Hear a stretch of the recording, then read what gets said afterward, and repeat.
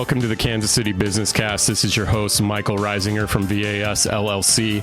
Today, I have a very special guest on the show. His name is Daniel Miyares. He is an author and illustrator of children's books, My Neighbor, and an all-around great dude. Daniel, welcome to KCBC, sir. Michael, thanks for having me. Yeah. What a joy, man. I can't tell you how excited this has made me. I've been looking forward to this. Good, man. Crawling out of my basement to come actually talk to a real live person. Yeah, that's something else, isn't it? It is for me. Well, I'm so glad to have you here, man. You are the first, true artist that I'm having on this show. And I mean that in the sense of, you're an illustrator. We'll tag all of your socials too in the show notes so people know where to find you. You're always drawing, you're always putting something out, you're creating, you're a writer. You brought some of your books today. My kids read your books. I read your books to my kids. You've got a couple of new ones we'll talk about. It's your show. We'll kind of go down the whole rabbit hole. But I definitely want to, talk about how you got your start, with creativity. I know that you've worked for some major players in the space, and then you had to make a pivot, in the last couple of years. So we'll kind of talk about that. I think everybody listening to the show knows that I've got, one of the reasons why I started this is because I want people to know about local folks in Kansas City, and then also understand how somebody got from, where they were to this idea that they wanted to, have their own business or create on their own and be independent. So obviously that will be a natural, side effect from this conversation. But I'll go ahead and hand the mic over to you, if you can just tell everybody about yourself and we'll just go from there. Yeah. Hi, everyone. Like I said, this is a really great opportunity to connect, not just with another wonderful human, but a neighbor, but also someone who is inspiring to me. Hearing the stories that you've been sharing on this podcast is really inspiring. I got to go through it and I'm like, man, I'm writing notes and I'm thinking, I got to remember that, because so much of what I've learned over the past few years as an author and illustrator, but just as a person, is that, there's so much that I don't know, and the better I get at acknowledging how much I don't know, the more effective I am at what I do, and the more open and vulnerable I am at what I do, and that hopefully becomes more human to others, because what I do is make books for other small humans, and the more human I can be, I think the more they relate to them, and so I'm always looking for ways to do that, but also still run a successful business, right. Which doesn't always go hand in hand, but I have to look for the space in between and try to figure out what sort of skill sets do I need to shore up aside from just making my content, my art, my stories, and then how do I, keep that going and create an opportunity for me to do my best work, right? Because I'm a one man show, at this point. So, except I do have a rep and an agent. And congratulations! Oh, thanks. Well, we can talk about the details of that too, because they're my creative family. But wow! But I feel like so much of what I do on the daily is singular and so you have to invest a lot of yourself in it. But, I also know that like your 5 minutes to learn, I am not my job, and I have to, you know what I'm saying? I have to understand where I end and, and the business of it begins, and vice versa. But so anyway, I feel like it's a real privilege to get to do what I do. And I've been making books for, about, I would say probably about 14 years now. 13, 14 years. And I was doing it part-time, nights and weekends, while working for Hallmark Cards as an artist and product designer for them. And I worked there for almost 18 years. So I was doing it nights and weekends there. And then finally in early spring of 2020, I made the leap from Hallmark to being out on my own. And it just so happened that the world shut down, a couple weeks after. And so yeah, that was an interesting time to launch my own thing and kind of go out on my own. But I had the saving grace of had been doing it for about a decade on the side. And so it wasn't like starting cold. I had a whole I had a whole list of projects going and partners and great connections. And so I just kind of continued doing what I was doing, but just ramped it up. And so I've been kind of building ever since then. Right. So, yeah, I think you and I saw each other walking down the street about a month into that in 2020. And, we were all trying to stay in contact with each other because, the world was falling apart and all that. To kind of go to your experience with that.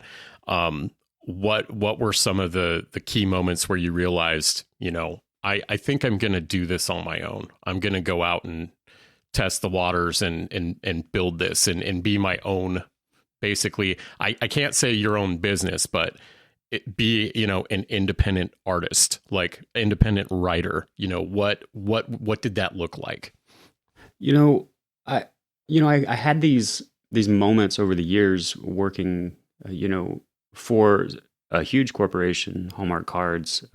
It was an amazing place, and that's where I started my career. Right out of college, and they, they invested so much in their creative talent and their product and creating this environment for learning and growth, and so I can't say enough good things about that corporation, for one.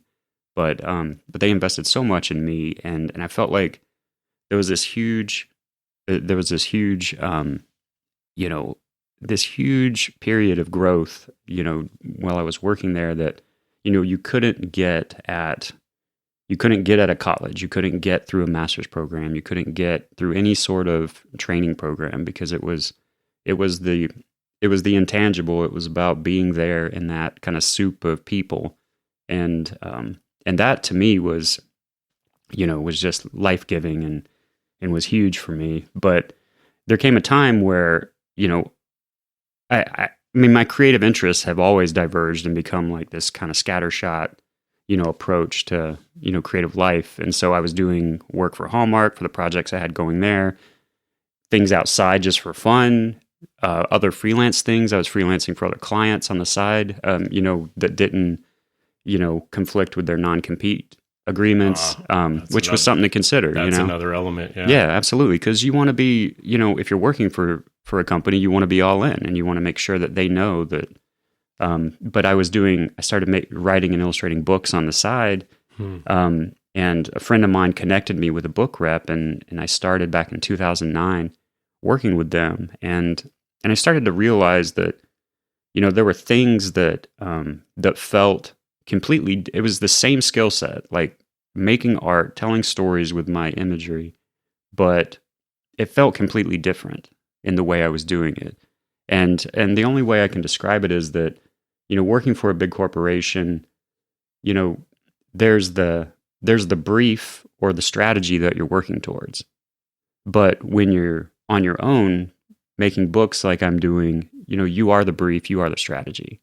And so I think that was the difference, if I had to put my finger on it. But I was straddling these two worlds, and it worked fine, except my general lack of sleep, and well-being. But there came a time where, so basically I was overemployed. I was always thinking. Great way to put it. I was always thinking like, okay, well, I've got a plan B if something should fall through, because you never know. I mean, layoffs happen periodically, and things come and go. And I just wanted to be ready. I wanted to know that, that I had other skill sets that I could lean on if I had to. And, because Illustrator full-time work is not falling off of trees, And so, but I had a family at that point, and, 2 kids and a wife, and, very mirror you guys and your family. But, right. So I knew that I needed that kind of, that kind of mental stability, knowing that, okay, there's something else that I could start building if I had to. And then there came a time where in 2019, the end of 2019, Hallmark was going to make some big cuts in my area again. And they were like, look, this time we're offering packages to anyone that wants to take them, anyone that, is interested. Whereas before it was, you had to be a certain age and so many years of service, so it was kind of targeting folks that were on the later part of their careers. And, and I was at the point where I was like, man, I really have to consider this, because it was a very generous, severance package. And And but it was voluntary at that point. And, and so I wrestled with that decision, but I thought, ultimately, life is too short.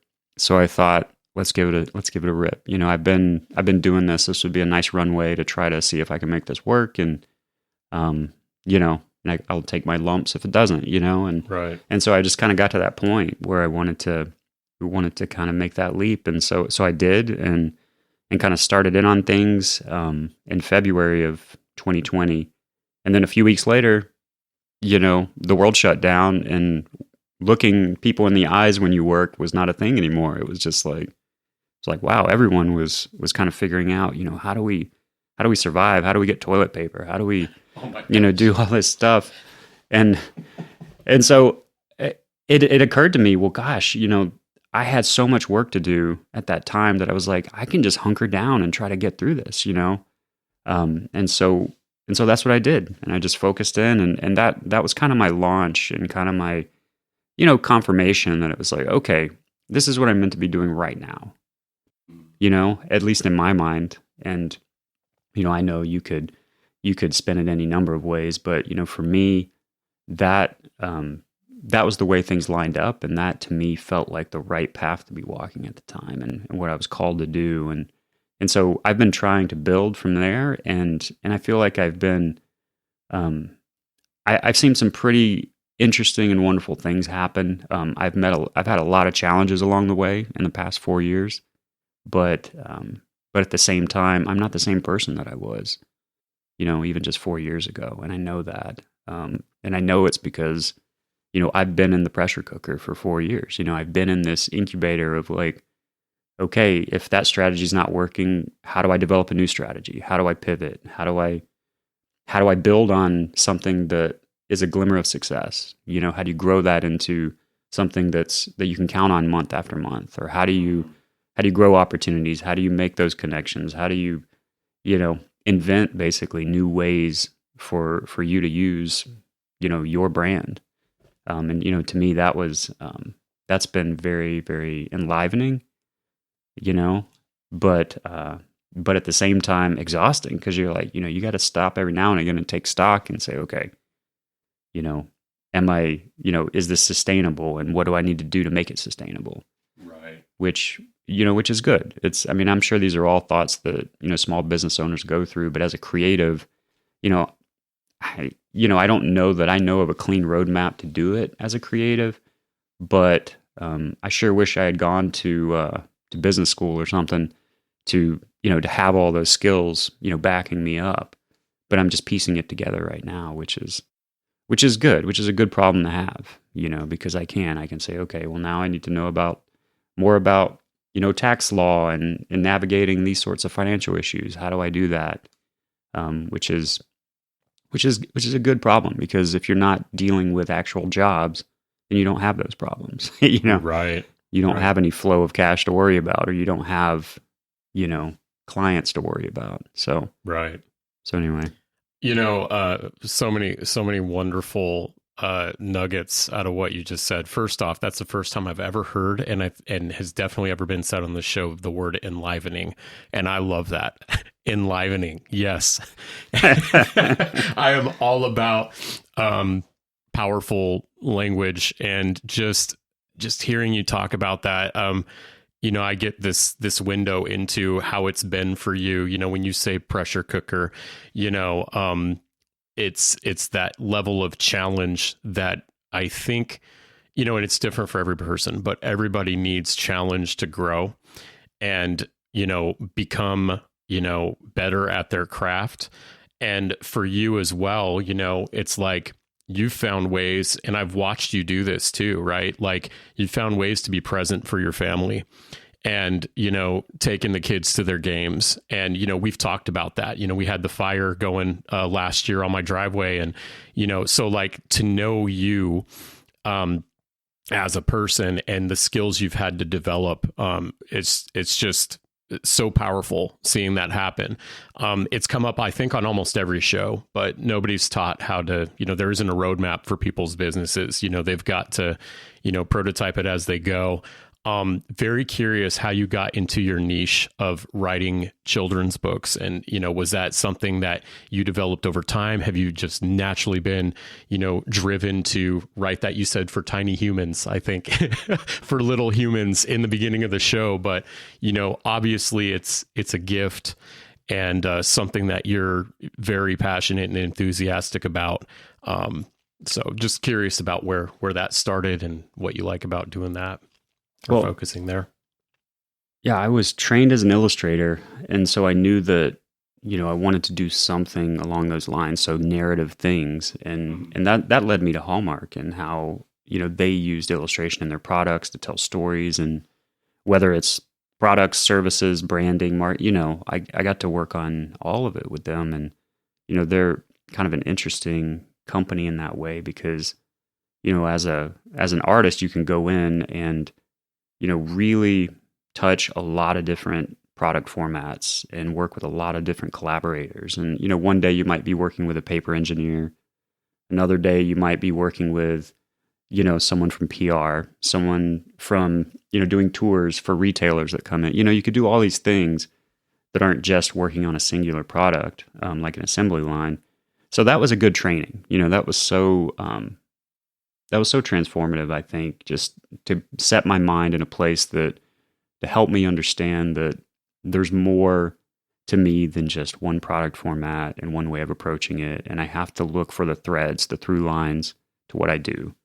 And so a friend of mine at the time was very gracious, and he had seen some work I was doing for the Kansas City Star as a freelancer, because I got this gig on the side. This was way back in probably like 2004 when I started doing this, but the Kansas City Star used to publish this serial book, one chapter a week in the Sunday paper in Star magazine, and I got hired to illustrate these books, and I didn't consider it book work at the time. I just thought, well, that's an editorial job, it's for the newspaper. And so, but each week on Wednesday, I would get an email. It would be the chapter. I would read it. On Friday, I would deliver the art. On Sunday, it would run in the paper. And then I did that for 4 years, each week without a break, 52 weeks, 52 installments. They did that. And so a friend of mine seen what I was doing in the paper and was like, have you ever thought about doing children's books? And I was like, well, I don't know. I don't know if I'm, really a children's book person, I didn't consider myself one.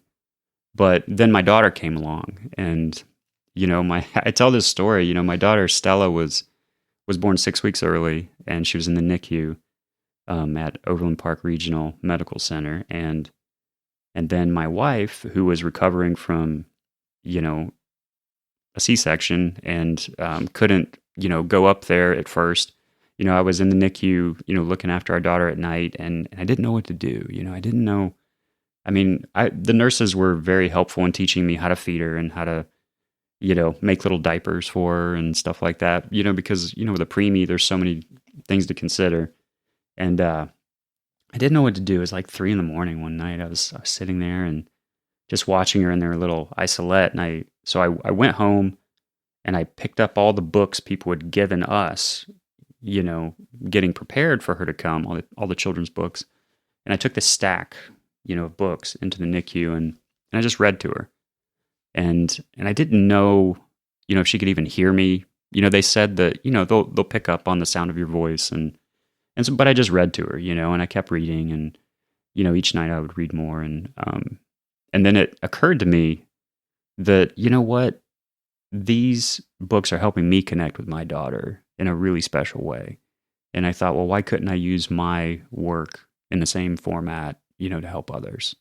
It'd be silly for me to disregard that as an opportunity to help people connect. And so I went back to my friend and I was just like, yeah, does that offer still stand?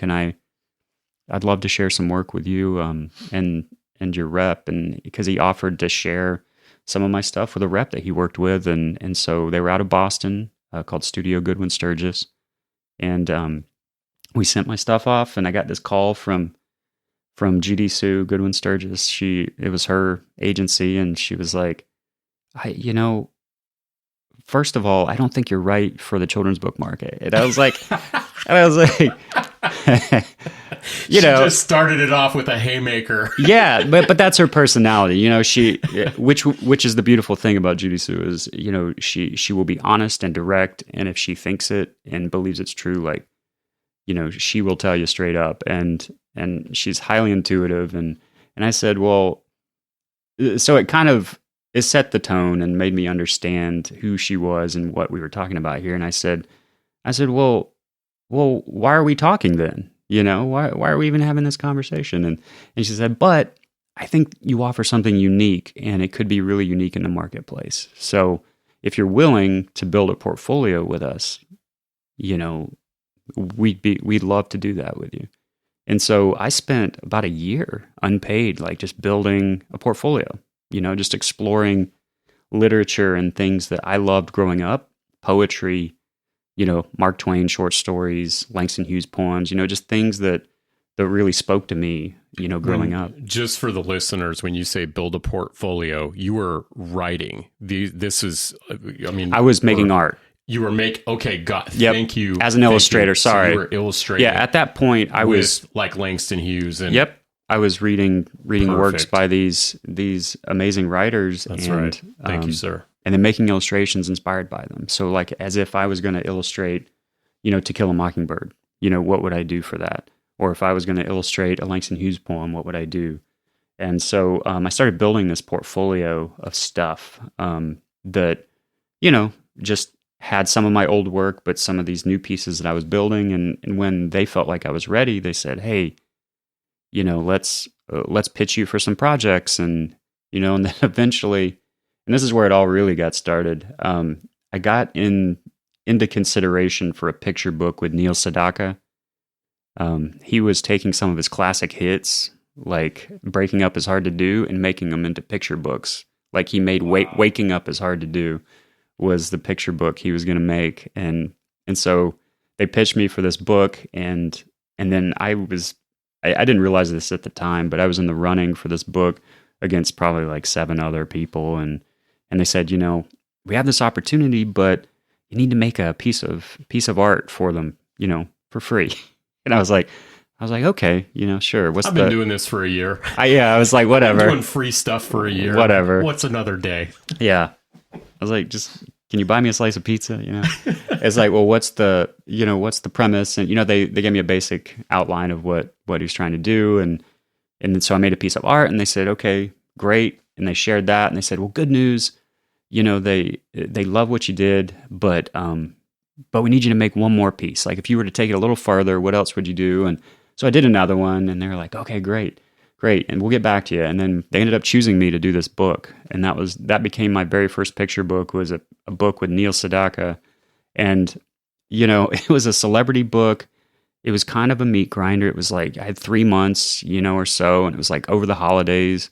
You know, I was in the basement of my in-laws' house, like on Christmas Eve, like painting, you know, wow, trying to get this thing done. And then, you know, but when the book came out, you know, Neil is on the Today Show with Kathy Lee and Hoda holding up our book, and, you know, and they're talking about my art on the Today Show, and, you know, it just, in my mind, I didn't know what to make of it. I just thought, okay, is this what picture books is all about? Like, is this the way every book is? Like? It turns out, no, not every book is like that, but it really showed me in a sink or swim kind of way what the industry was like, what my craft, you know, could or couldn't be like, and how to approach things, or how I didn't want to approach things in the future. And so that's how I got started, and that really set the tone. And then a couple of books later, because once I got one book in the marketplace, you know, and you get a response to it, then you can get other things going and cooking,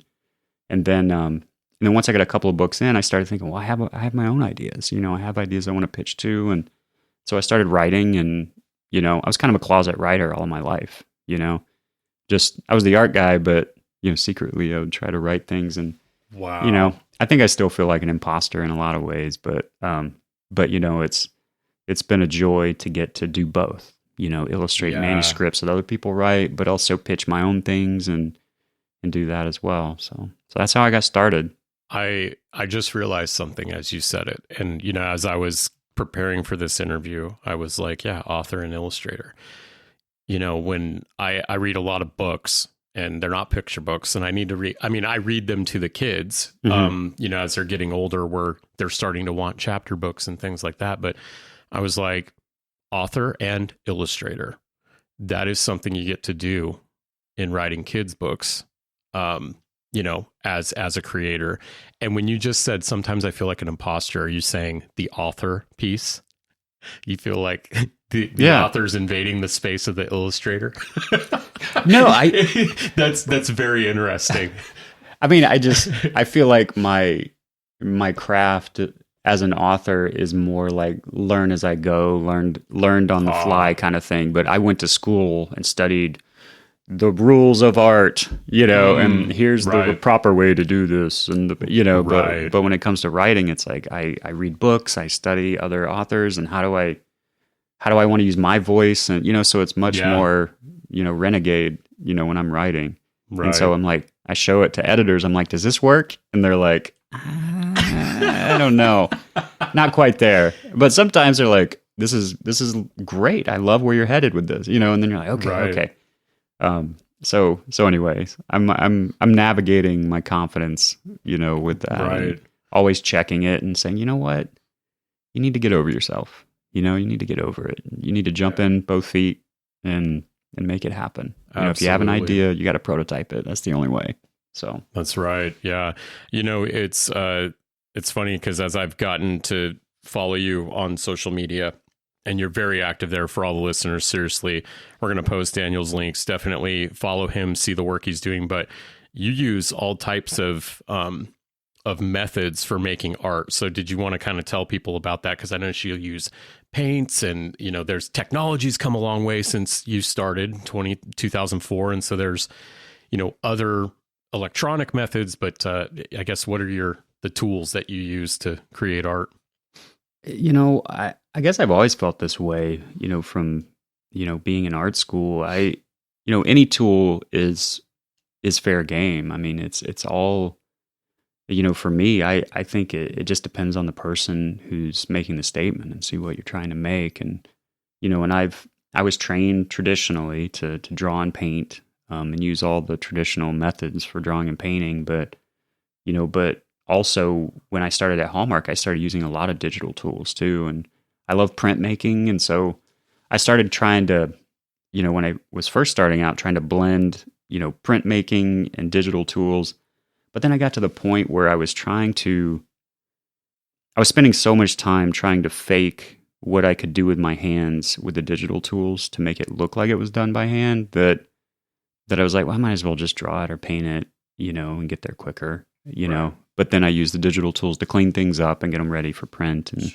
And so, I go back and forth. I think there's a lot of beautiful work being done with all tools. I'm not like a warrior for one way or another. I think I have to make choices for me. And, in my books, if you look, I brought a bag of books, but if you looked through all of them, you'd see that, there's variation in the way they're created. There are some through lines because my hand made everything, but I try to shift and adjust what I do to fit the story, and it's kind of like we all only have the levers we can pull, within us, but it doesn't mean we can't pull different levers at different times, That's right. And so I try to remember that and say, for this one, I have a book called Hope at Sea. It's about a family in the 1800s where the father works on a clipper ship as a carpenter, and the daughter stows away on one of his journeys, and it's about what happens when she does that and how it affects their whole relationship and their life going forward. But that was really inspired, by the art director on the project turned me on to scrimshaw artwork. These really delicate engravings that was kind of a folk art of the time, where people would do on like whale bones and different things.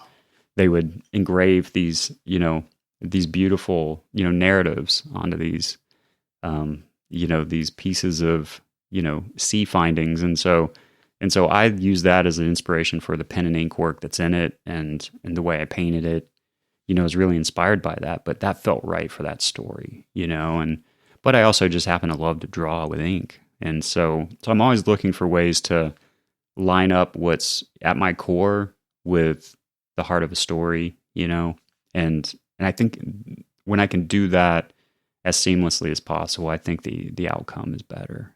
Absolutely. Yeah. Just curious too, because we can talk about some other things that you do as well. And I think this is probably true for every author and illustrator out there, at least from my observation too. But there's the touring piece, there's like the awareness piece, there's, I know you will get on other podcasts, you'll get on, you'll do interviews, very active with that. Networking, how do you network locally, right? Because, you mentioned, getting out from my basement today. And I think that's true for a lot of us that have the ability to like work from home and work in our own space. It's how do you sharpen your skills with other people and inspire others, and just on that networking piece, I know we mentioned that. So how do you find other folks?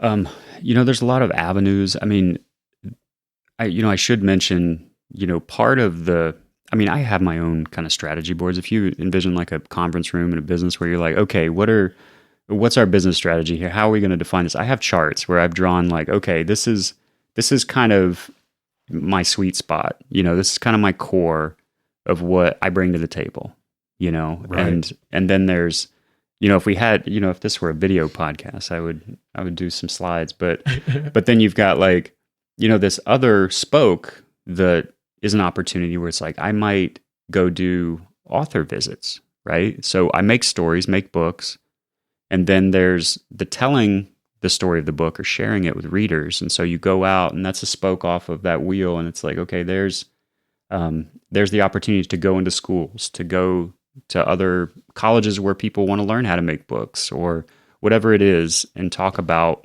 books and the process of making books. And that might include conferences, that might include, all these things.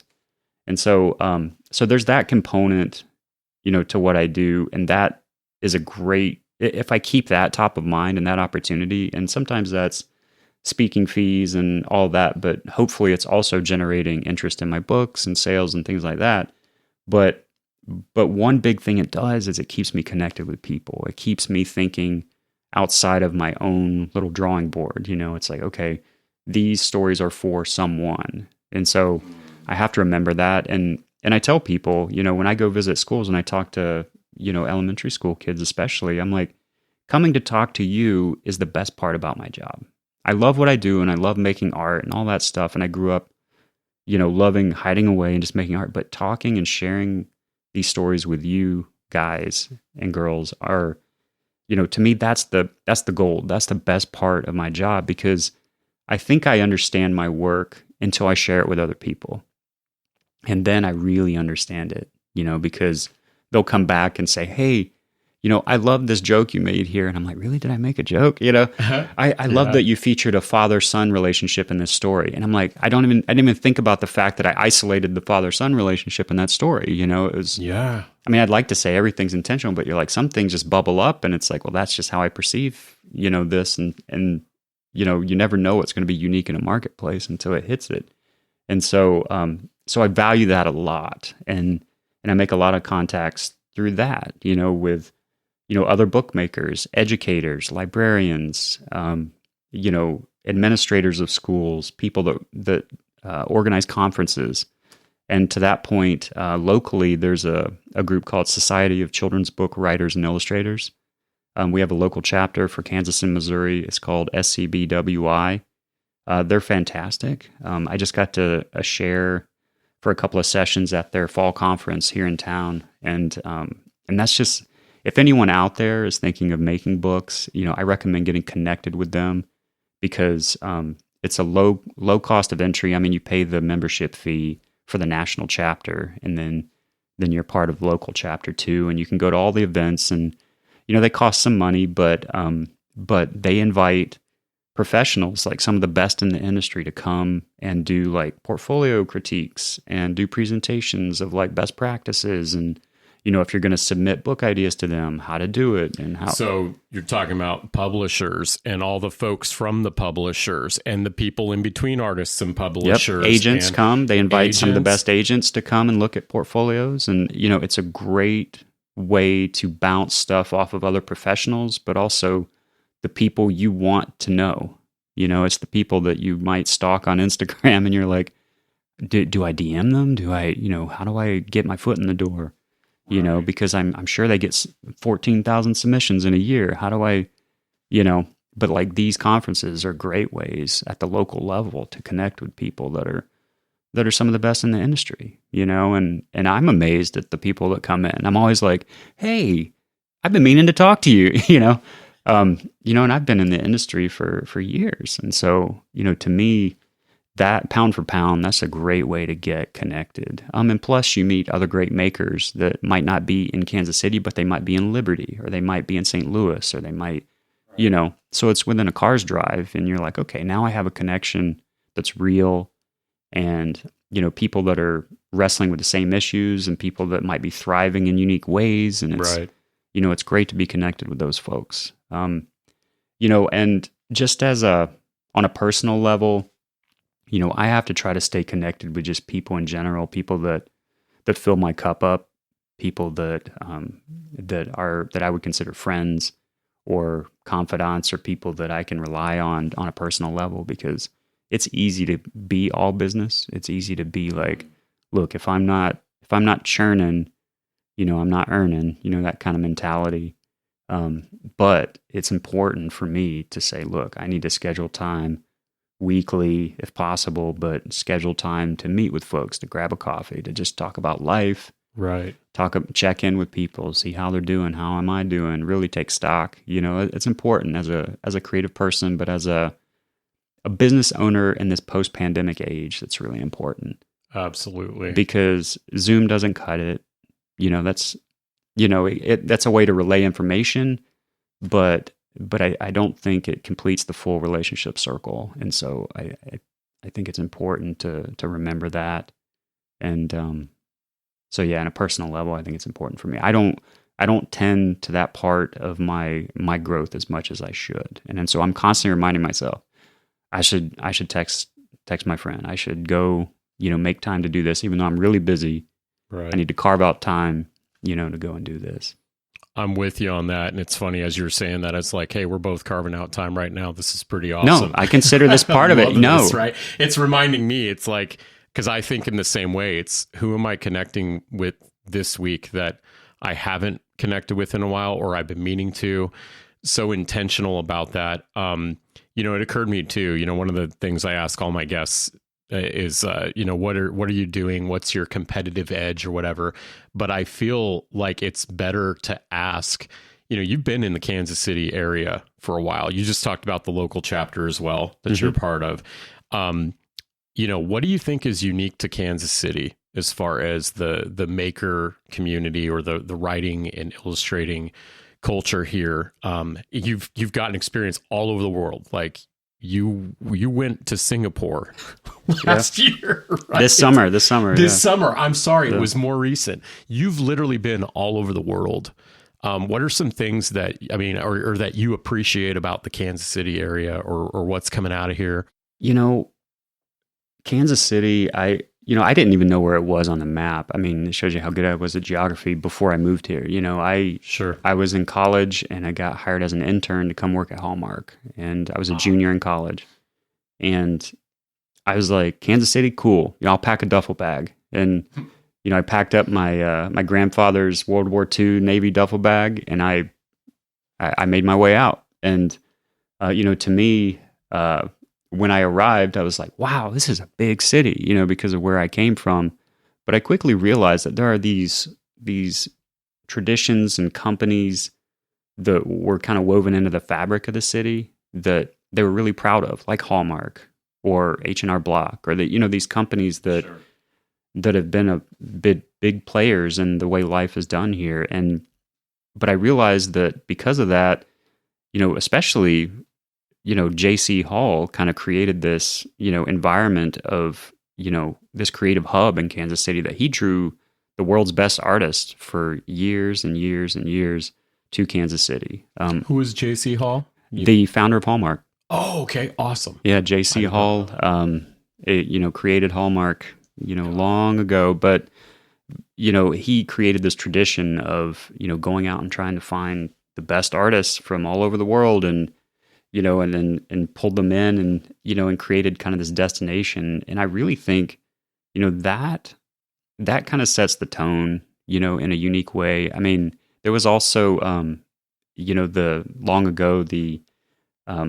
group of illustrators that would do their, like in the 70s and 80s and stuff, they would do their, their summer workshops and stuff here in the Midwest. Wow. Because of where some of the artists lived and where they're from. And, so I kind of have this romantic kind of view of, kind of the train stop in the middle of the country and there's cool things happening. But really, if you look around, there's a lot of small, just great creative studios, agencies, architecture firms, the Art Institute. I mean, not every city has its own art institute like that, right, that are churning out creatives year after year. And I think that continues to, contribute to it. But, just like Kansas City was like a rail hub, at one point, now it's like, you don't have to live on the coast to stay connected enough to get good business and to be a player in big industries. I mean, I think there is some romantic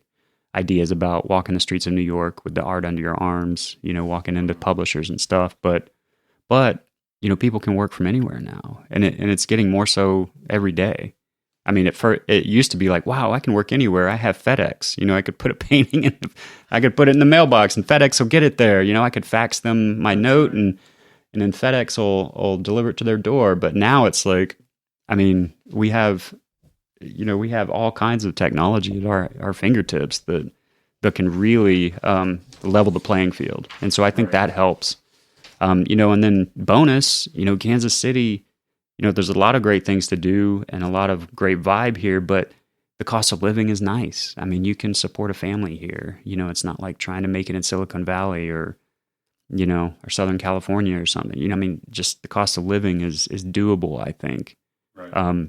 I wish, maybe there'd be a way for Kansas to get rid of the income tax or something that would help make it even more attractive, because I look at states, I'm like, I went to college in Florida and I'm like, wow, the income tax, you just pay federal. And, as a freelancer, that would be really nice, and helpful.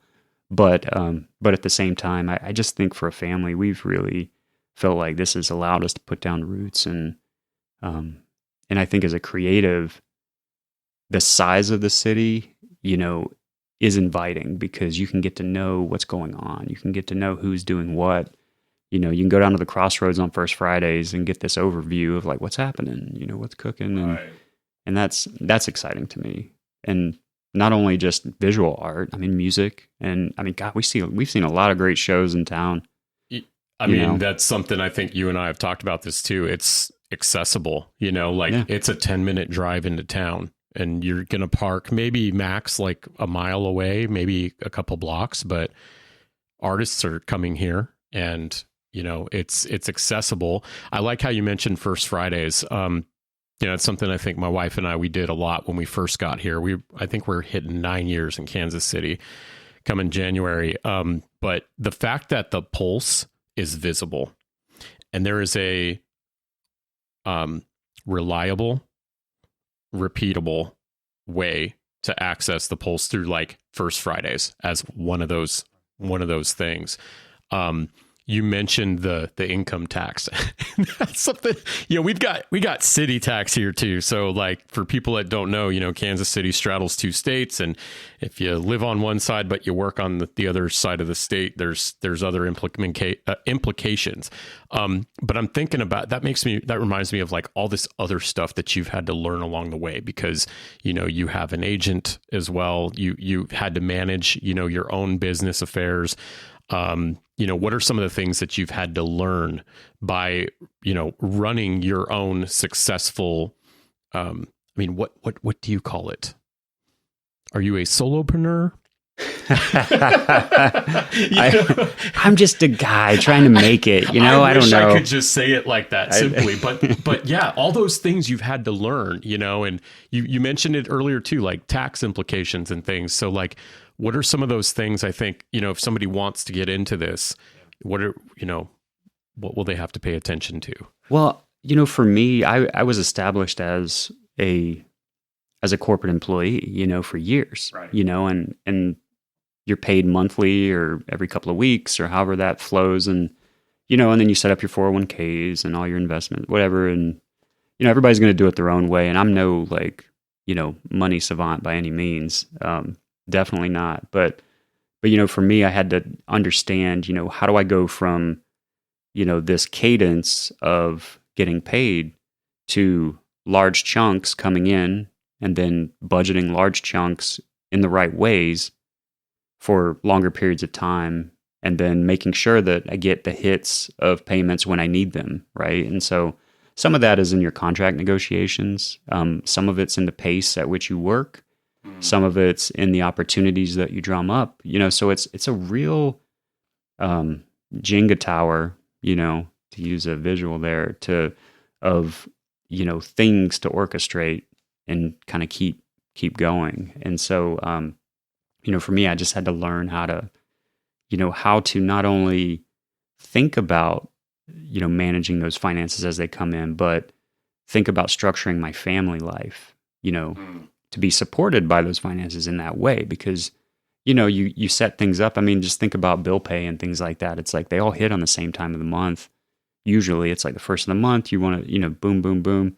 But it's like, I don't get paid, at the end of every month or the first of every month. That's not how my paychecks roll, so I have to make sure that I'm creating, basically creating my fund that then I pull my salary, draw my salary out, and, right. Not to get in the weeds, but like, you just have to set up all of those things and think through them and say, what is my strategy and what's going to work best for my family? And, right. And sometimes it gets hairy because you encounter things that you didn't expect, and you're like, wow, okay, we got to make an adjustment, but basically every decision I make with my professional endeavors rolls downhill and affects my family, right? And how they can live their lives, and so I have to think about that and consider that because, for instance, I'm currently working on a graphic novel, which is a large project.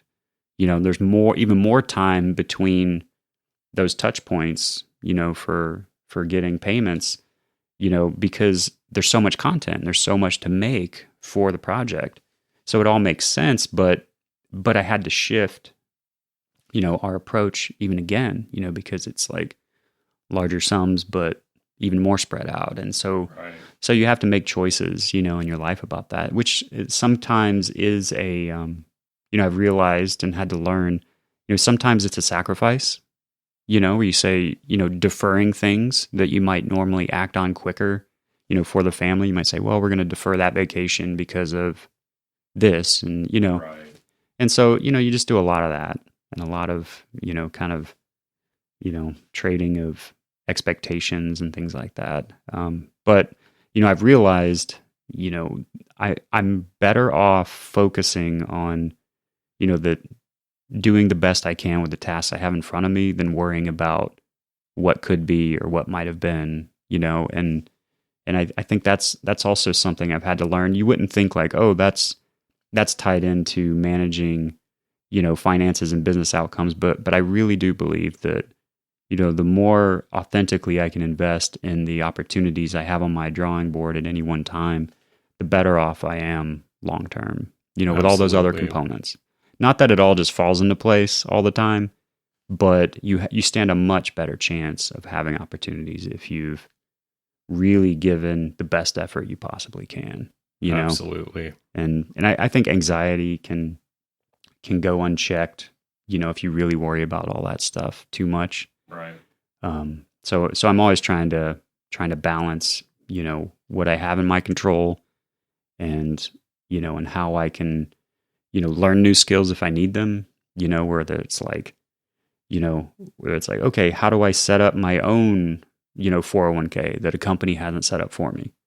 Should I? Right. Does it make sense to do that? Is it better to do IRAs? And, all of that stuff, managing insurance and, getting the best plans and, it's all kind of a mess. I mean, I could talk for hours about my gripes about, medical insurance and small businesses and, absolutely, and all that jazz. But as a, as a maker, you have to wrestle with that because you'd love to just be all ideas and, and shooting from the hip and making fun stuff. And, but you do have to think through all those details too and figure out just what's going to serve your purposes and your family, right. The best.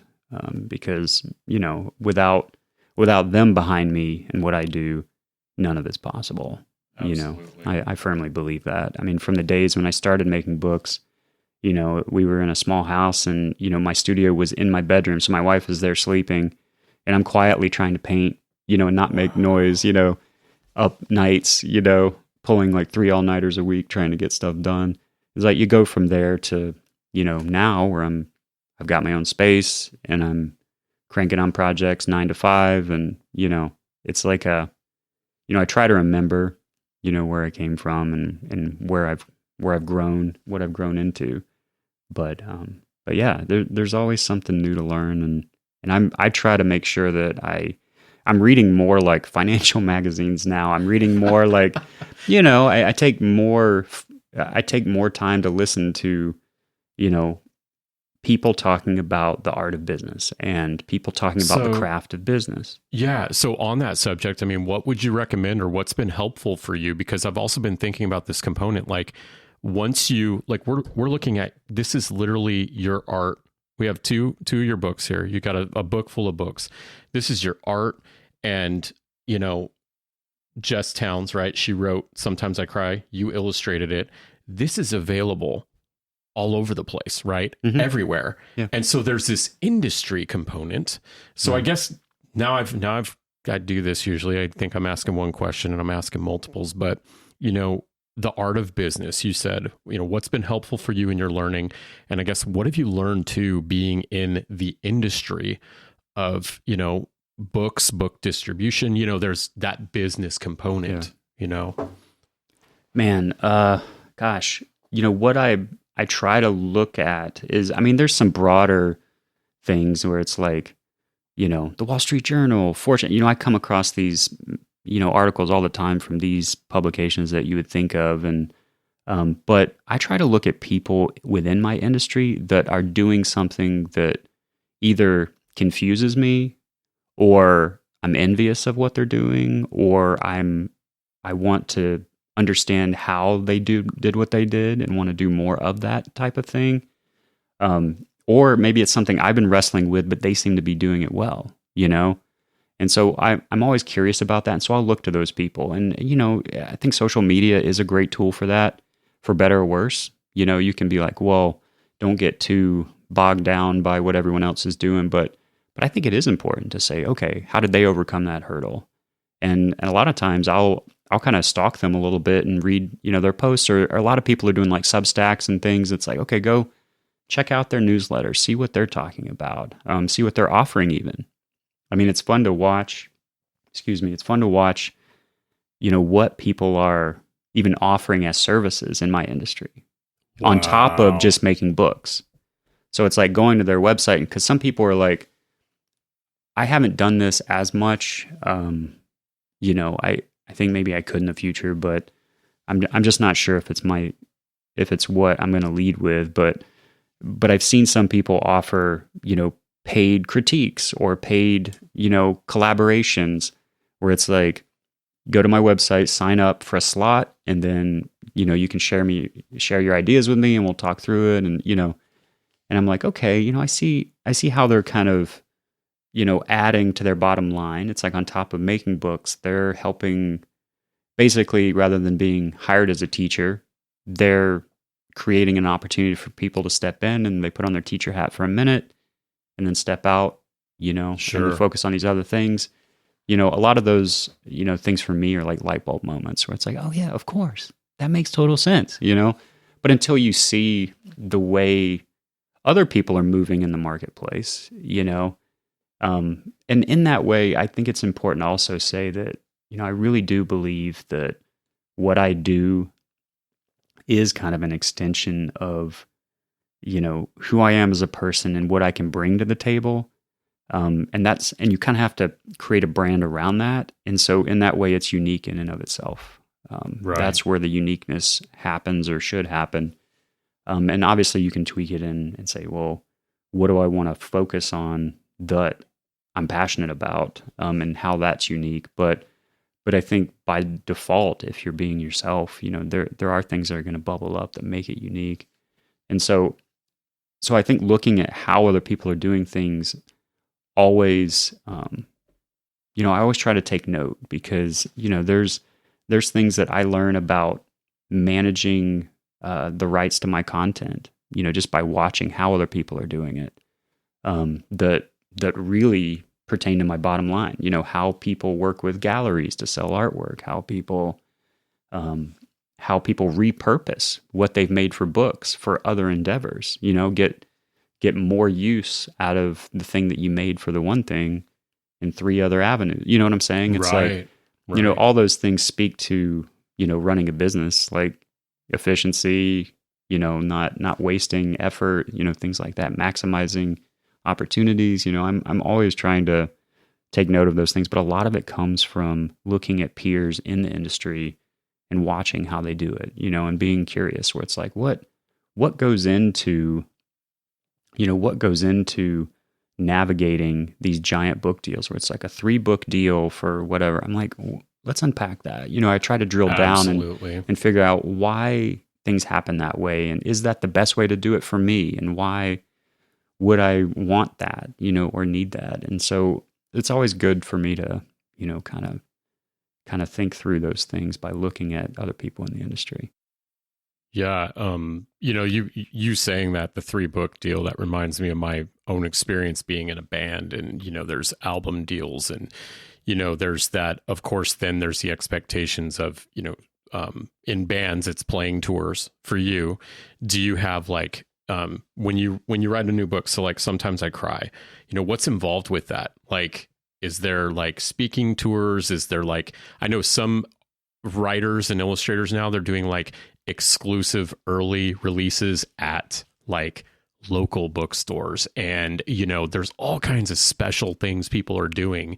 But what's involved with releasing your work? Well, with the, in my experience, obviously it's different for different people. But in my experience, I work with a publisher to come up with, what's the marketing plan? What's the strategy? And we'll talk about opportunities, and, often it's them deciding how much they want to put behind a book in terms of dollars and resources. And usually it has to do with what they perceive as the potential of, that author or illustrator, and the cachet they bring and what they want to get behind. And then there's what I bring grassroots, from my end. And I think publishers rely heavily on, what makers bring, from their end. And so in that, I've tried to stay active on social media. I've tried to really invest in that and tell my story there and build up that following. And so, because that's instrumental in getting the word out, doing Instagram lives and things like that to, show people, what the story's all about and what went into making it. And, a lot of that happens and is planned. But then there's the traditional forms of promotion, where it's like going to bookstores, doing events, right? Doing school visits, which is usually on me to arrange. Figuring out, are there conferences that, make sense for us to be at to, share the books. And then it's like, how do you want to connect with, the educational space, because those bookstores and things like that are more retail, but then there's the educational side.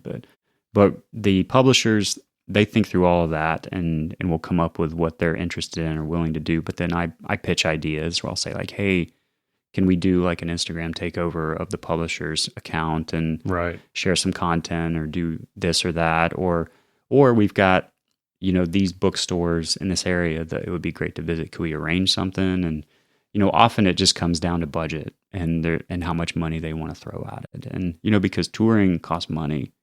Right. Right. Because for me, just to pay out of pocket for plane tickets and stuff, it doesn't make a lot of sense right now. Sure. But I think it's kind of a cart before the horse thing. It's, if someone is a New York Times bestseller, I think publishers are going to throw more money at promoting that person because they're guaranteed more return. Sure. You know what I'm saying? So they have that existing cachet of eyeballs. Or if someone's like a major book award winner, they're going to actually throw more marketing dollars at that person's book because they probably paid that person a much bigger advance and they want to get their money back. So it's like this cycle that you kind of have to ratchet your way up. I mean, some people, the first book they publish, they're in the stratosphere, right away. I've been kind of a builder, over my career, publish a book, promote it, tell the story, next one, build, Right. And so, who knows what the future will hold, but I think there's all these weird dynamics, but most of it comes down to marketing budgets and how much they want to put into it. Absolutely. I mean, I think there's creative ways to get around some of it and to, to streamline some of it, where you could say, like, I've thought of, hey, do I do a Midwest book tour where I rent a car or and then just, we buy cheap hotel rooms, and just drive throughout the Midwest and hit up bookstores. I think that would be fun. I'm in a position now where, I can make my own schedule, so I could do that. But I would still need publisher backing, gas money and things, right. That kind of stuff. You do have to, kind of pitch and beg, to get the support. Because it's all dollars and cents. I mean, one of the truest things about what I do now is that the sales don't lie. So, at a company, you work for a company, you can get by on perception for a while. You can build your brand within the company. You can be perceived as a really hard worker, but do you really know how much revenue that person generates and how much that person costs every year? You just don't. It's a little murky, when you get into that giant operation. But for me, they can pull up the sales data on any book I have, at any given moment and say, well, we're willing to offer you this much money because this is what the sales data shows us. Sure. Right. And then I can push back and, argue certain things, but for the most part, it's about, what's the true cost of this opportunity? Right. Which I think is good in one way, because if you prove yourself, there's no denying it, right? Right. But if you haven't proven yourself, then it makes it really tough to break in. So I think that's something for people to keep in mind too about the industry, is that there's a truth and a clarity in that, for better or worse. Daniel, I've so appreciated having you on this show. And again, there's, every time I do one of these interviews, I think about who's coming on, and every time there's a gift or multiple gifts throughout the discussion that I couldn't have even planned to pull out of it. And so I'm just so grateful for you giving us your time. What's the best way for people to find you? Because we're going to drop all your links and notes and all that stuff. But I mean, how do you prefer people access your work and get in touch with you? Well, I'm sure it will be in the links, but my website is danielmiyares.com, and Instagram I'm extremely active on. So Daniel Miyares Doodles on Instagram. You can check out what I'm currently working on. I try to do daily updates and share, kind of the inside scoop on what I do and who I am. You can check that out. But through my website, you can find my email address if you're interested. Reach out. Happy to connect. If you actually want to do school visits or any sort of book event, you can reach out that way too. Happy to, and would love to connect with you. Outstanding. Thank you, sir. Appreciate you. Hey, everybody. Thanks for listening to the Kansas City Business Cast. If you liked what you heard, please remember to give us a review, written reviews on Apple, ratings on Spotify. Those all help us. And most importantly, it helps our guests who are the focus of this show get their message, their truth, and what they're doing out there. So thanks again, everybody. Appreciate you. We could not do this without you.